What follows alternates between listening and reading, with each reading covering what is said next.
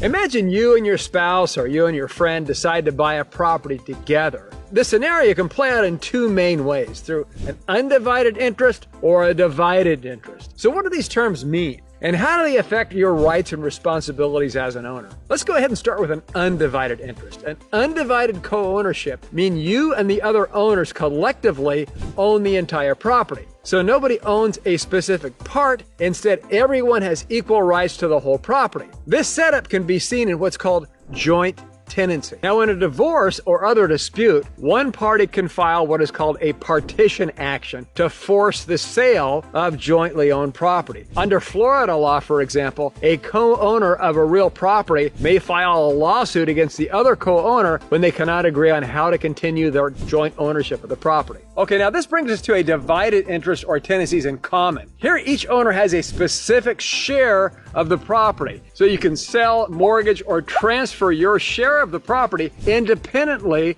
of the others. And if an owner passes away, their share goes to their heirs through their will and not automatically to the other owners. So tenants in common have the property in common, but each owns their respective share or percentage of the property, and that person can sell his or her portion of ownership independently from the other owner or owners. Now, whether your interest is undivided or divided, you might find yourself in a situation where you want to separate your share from the other owners. This is where a partition action comes into play, allowing you to divide your property or sell it and split the proceeds. So parties with an interest in the same property have what is called a right to partition in most states. So you have the complete right to have your interest separated from that of the other owners in most states. So there you have it, the complete world of undivided or divided interest in real estate simplified.